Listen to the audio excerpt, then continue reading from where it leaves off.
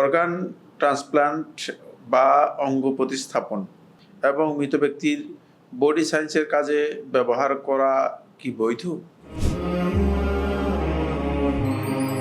সুপ্রিয় দর্শক, আমাদের কাছে প্রশ্ন এসেছে, খুবই সুন্দর একটি প্রশ্ন এবং খুবই গুরুত্বপূর্ণ। প্রথম কথা হচ্ছে, অর্গান ট্রান্সপ্লান্টের যে বিষয়টি আপনি উল্লেখ করেছেন, এটি অত্যন্ত আধুনিক একটি বিষয়। বর্তমানে আমরা লক্ষ্য করেছি যে কিডনি ট্রান্সপ্লান্ট হচ্ছে, তারপরে লিভার ট্রান্সপ্লান্ট হচ্ছে এবং আরও কিছু জিনিসের ট্রান্সপ্লান্ট এখনও পরীক্ষা চলছে। তো এই যে ট্রান্সপ্লান্টের যে বিষয়টি, সেটি দুটি ধাপে আমাদের বিবেচনা করতে হবে। ফিকহুল ইসলামীতে প্রথম যে বিষয়টি সেটা হচ্ছে, এই অর্গানগুলো যদি কোনো ব্যক্তি থেকে নেওয়া হয়, তাহলে সে ব্যক্তি জীবনযাপন করা অথবা জীবন ধারণ করা তার জন্য হয়তো অসম্ভব হয়ে যাবে, অথবা জীবনযাপন করাটা তার জন্য রিস্ক হয়ে যাবে।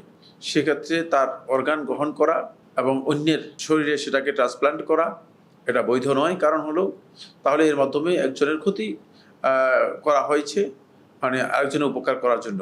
এটা ইসলামী শরীয়তে অনুমোদিত নয়। কিন্তু যদি এমন অর্গান হয় থাকে যে অর্গানগুলো একাধিক থাকে, যেমন আমরা জানি ব্লাড আছে, মানুষের ব্লাড দেওয়াটা এটা সহজ, এবং এই ব্লাড নতুন করে তৈরি হয়ে থাকে শরীরের মধ্যে, তাহলে এটা দেওয়া যেতে পারে। এবং পৃথিবীর প্রায় সমস্ত ওলামায়ে কেরামের ঐক্যমতে শুধু একজন বা দুজন আলেম এই বিষয়ে দ্বিমত পোষণ করেছেন, কিন্তু পরবর্তীতে তাদের সেই মতগুলো সাজ বা বিচ্ছিন্ন মত হিসেবে বিবেচিত হয়েছে। ব্লাড দেওয়া জায়েজ, এবং যদি কোনো ব্যক্তির জীবন বাঁচানোর জন্য অথবা জীবনের প্রয়োজনের তাগিদ দেখা দেয়, তাহলে এই তাগিদে ব্লাড দেওয়াটা জায়েজ, দিতে পারবে।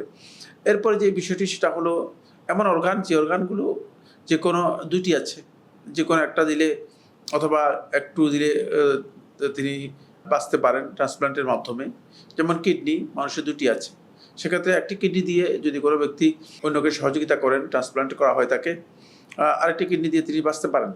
এটা স্বাভাবিক বিষয়। বাঁচার না বাঁচা, মৃত্যু, এগুলো আল্লাহ তাআলার হাতে, এটাও আমরা জানি। এটাকে অন্যভাবে দেখার কোনো সুযোগ নেই। কিন্তু এটা আলোচনা করা হচ্ছে মেডিকেল দিক থেকে, মানে বিষয়টি আমরা আলোচনা করছি। সেক্ষেত্রে লিভারের একটা অংশ যদি দেওয়া হয় তাকে, তাহলে লিভারের ট্রান্সপ্লান্টটাও আমরা দেখেছি বর্তমানে খুব বেশ হচ্ছে। কারণ এগুলোকে আসলে ট্রান্সপ্লান্ট ছাড়া এগুলো কোনোভাবেই এর চিকিৎসা নেই। যেমন কিডনির কোনো চিকিৎসা নেই, লিভারের কোনো চিকিৎসা নেই। যদি লিভার সিরোসিস হয়ে যায়, তাহলে সেখানে চিকিৎসা থাকে না। ট্রান্সপ্লান্টটা মানে খুবই গুরুত্বপূর্ণ বিষয়ে পরিণত হয়ে যায়। জীবন যাপনের জন্য অথবা মানে জীবনটা বাঁচানোর জন্য এটা অত্যন্ত অপরিহার্য একটি বিষয়ে রূপান্তরিত হয়। ফলে এক্ষেত্রে ট্রান্সপ্লান্ট করাটা বিশুদ্ধ আলেমদের বক্তব্য হচ্ছে, বিশুদ্ধ মত অনুযায়ী যে এটা বৈধ। তবে এক নম্বর শর্ত হচ্ছে, যিনি কিডনি দিবেন অথবা লিভার দিবেন, তিনি এটা দান করবেন, এটা বিক্রি করবেন না। শুধুমাত্র ওই ব্যক্তিকে রক্ষা করার জন্য হতে হবে।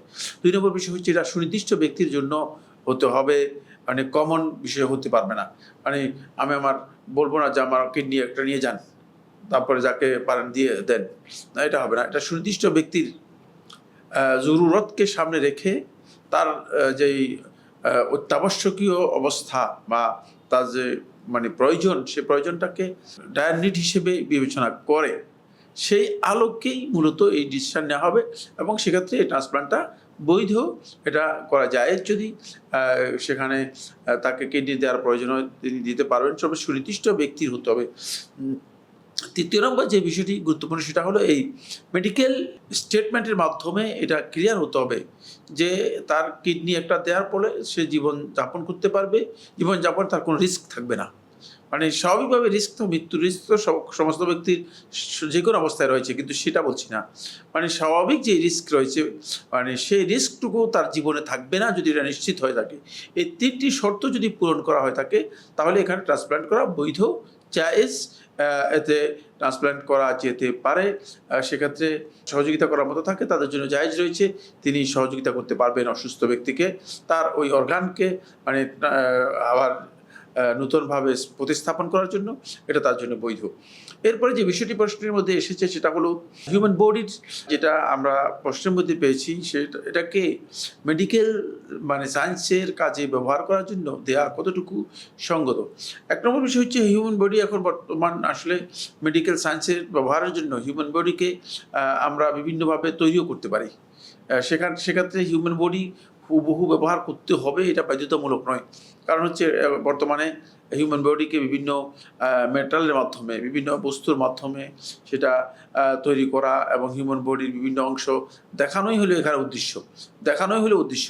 সেক্ষেত্রে হিউম্যান বডিকে স্বাভাবিকভাবে যদি বিকল্পকে মানে হিউম্যান বডি ব্যবহার না করে বিকল্পটা নেওয়া যায়, এটা হচ্ছে সর্বোত্তম এবং এটা হচ্ছে মানে সবচেয়ে সহজ পদ্ধতি। যে বিকল্প এর মাধ্যমে হিউম্যান বডি গ্রহণ করা এবং হিউম্যান বডিকে ব্যবহার করে মেডিকেল সায়েন্স লোকদেরকে শিক্ষা দেওয়ার জন্য প্র্যাকটিক্যাল কাজগুলো করা। এটা হলো প্রথম পয়েন্ট।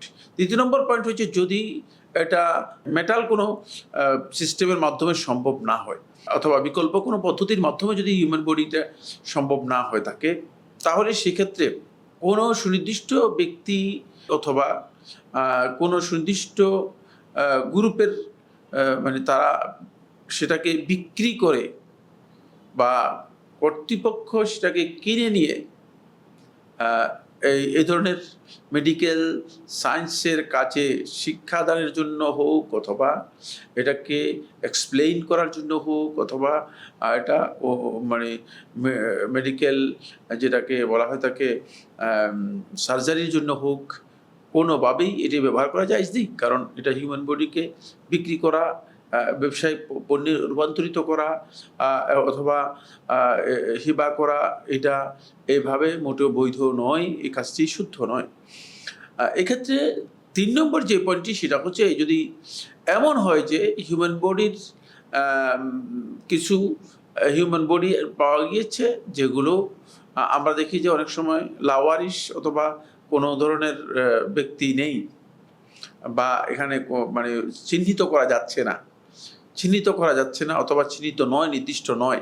যদি এই ধরনের কোনো বডি থাকে তাহলে সরকার যদি অথবা মেডিকেল সায়েন্স অথবা মেডিকেল ইনস্টিটিউট যদি প্রয়োজন মনে করে যে না এর মাধ্যমে আমরা যদি উপকৃত হতে পারি তাহলে আমরা কিছুটা গবেষণার কাজে এটাকে লাগাতে পারবো, তাহলে তারা তাদের যতটুকু প্রয়োজন ততটুকু গবেষণার কাজে ব্যবহার করবে এবং গবেষণার পর অবশ্যই সেটাকে মানে আবার মানে মৃত ব্যক্তিকে ঠিক যেভাবে দাফন করা হয় থাকে সেভাবেই সম্মানের সাথে দাফন করবে। যেহেতু মানে যদি এর কোনো বিকল্প না থাকে, অনেক ক্ষেত্রে বিকল্প পাওয়া যায় না, এটাই বাস্তবতা। কারণ বিকল্প পাওয়াটা খুব কঠিন। হিউম্যান বডির অনেকগুলো দিক আছে যেগুলো বিকল্প দিয়ে বোঝানো কঠিন বা বিকল্প দিয়ে সেটাকে এক্সপ্লেইন করা কঠিন। যদি বিকল্প দিয়ে এক্সপ্লেইন করা সম্ভব না হয় তাহলে সেক্ষেত্রে আমরা মনে করি যে এটা জায়েজ রয়েছে, কিন্তু শর্ত হচ্ছে অবশ্যই সেটা ক্রয় বিক্রয়ের মাধ্যমে হবে না অথবা হিবায়ের মাধ্যমে হবে না। সেটা যদি এমন হিউম্যান বডির এমন বিষয় আসে যেগুলো আসলে সুনির্দিষ্ট কোনো মানে পরিচয় পাওয়া যাচ্ছে না এবং এটা সুনির্দিষ্টভাবে কেউ ক্লেমও করছে না, কিন্তু হিউম্যান বডি আমাদের কাছে আছে অথবা মর্গে আছে অথবা মেডিকেল ইনস্টিটিউটে আছে, সেক্ষেত্রে মেডিকেল ইনস্টিটিউট সেটাকে মানে সম্মানের সাথে ব্যবহার করবে এবং মেডিকেল ইনস্টিটিউট সেটাকে মেডিকেল সায়েন্সের বিভিন্ন প্রয়োজনে এক্সপ্লেন করার জন্য অথবা মেডিকেল সায়েন্সের বিভিন্ন বিষয়গুলোকে ক্লারিফাই করার জন্য ব্যবহার করে পরবর্তীতে অবশ্যই সেটা ইসলামী শরিয়ার ভিত্তিতে যদি ইমানদার হয়ে থাকে, মুমিন হয়ে থাকে, তাহলে দাফন করতে পারবে। এই মাসআলার মধ্যে আলেমদের মধ্যে কেউ কেউ কথা বলেছেন যে ইমানদার ব্যক্তিদের চেয়ে যারা কাফের বেঈমান রয়েছে তাদের হিউম্যান বডি যেটা আছে সেটা ব্যবহার করাটা এটা মানে বেশি সঙ্গত বা বেশি উপযুক্ত, এই জন্য যে দেখা যায় যে ইমানদার ব্যক্তিদের হিউম্যান বডিকে সম্মানের সাথে দাফন করার ইসলামের বিধান রয়েছে, কিন্তু অন্যরা দেখা যায় যে হিউম্যান বডিকে পুড়ে ফেলে। হিউম্যান বডিকে অনেকে মানে বিভিন্নভাবে ডেস্ট্রয় করে দেয়। যদি এটা ডেস্ট্রয় করে দেওয়ার বিষয় হয় তাদের চিন্তাধারা অনুযায়ী অথবা পুড়ে ফেলার বিষয় হয় তাদের চিন্তাধারা অনুযায়ী, সেক্ষেত্রে তাদের হিউম্যান বডিটা যদি মেডিকেল সায়েন্সের কাজে ব্যবহার হয় সেটা অধিকতর মানে উত্তম। এই জন্য যেহেতু মানে ইমানদার ব্যক্তিদের চেতনার সাথে মানে অবশ্যই ডেস্ট্রয়কারী যারা আছে তাদের চেতনা এক নয়। যারা তো হিউম্যান বডিকে ডেস্ট্রয় করে দিবে, ধ্বংস করে দিবে। ডেস্ট্রয় করবে কীভাবে? পুড়ে ছাই করে দিবে, অথবা অন্য কোনোভাবে সেটাকে নষ্ট করবে। যদি নষ্ট করার বিষয় হয়ে থাকে তাহলে সেক্ষেত্রে তাদের হিউম্যান বডি যেটা আছে সেটা যদি ব্যবহার করা যায় সেক্ষেত্রে ব্যবহার করা যেতে পারে। তবে এক্ষেত্রে হিউম্যান বডি বেচাকেনা করা অথবা এটা লেনদেন করা ইসলামী শরীয়তে বৈধ নয়। ইসলামী শরীয়ত এটাকে অনুমোদন দেয় না। কিন্তু মেডিকেল সায়েন্সের যদি এমন ডায়ার নিড হয়ে থাকে যে এটা অবশ্যই আবশ্যিক বিষয়, এছাড়া আর কোনো বিকল্প নেই, তাহলে সেক্ষেত্রে হয়তো যতটুকু আবশ্যকতা আছে সেটা পূরণ করার জন্য সেটাকে ব্যবহার করা যেতে পারে। আল্লাহ রাব্বুল আলামিনই সবচেয়ে ভালো জানেন। আমরা এই বিষয়টি যেভাবে ওলামায়ে কেরাম বর্তমান যুগে গবেষণার বিভিন্ন পর্যায়ে বলেছেন সেটা আপনাদের সামনে পেশ করলাম। আশা করি আপনারা বিষয়টি বুঝতে পেরেছেন এবং এই বিষয়কে এভাবেই বিবেচনা করবেন। কোনো সন্দেহ নেই, রাসূলুল্লাহ সাল্লাল্লাহু আলাইহি ওয়াসাল্লাম হাদিসের মধ্যে ইরশাদ করেছেন যে একজন ব্যক্তি যেভাবে জীবিত অবস্থায় সম্মানিত সেভাবে মৃত অবস্থায় সে সম্মানিত। সুতরাং হিউম্যান বডিকে মৃত্যুর পরেও এটাকে ডেস্ট্রয় করা, হিউম্যান বডির উপর কোনো আঘাত করা অথবা হিউম্যান বডিকে টুকরা টুকরা করা, এই কাজগুলো কিন্তু মৃত্যুর পরেও ইসলাম সরাসরি অনুমোদন দেয় না।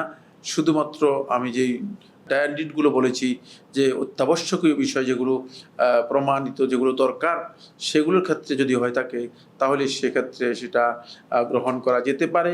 আল্লাহ রাব্বুল আলামিন ভালো জানেন। আল্লাহ তাআলা আমাদেরকে এ বিষয়ে আরও গবেষণা এবং জ্ঞান দান করুন।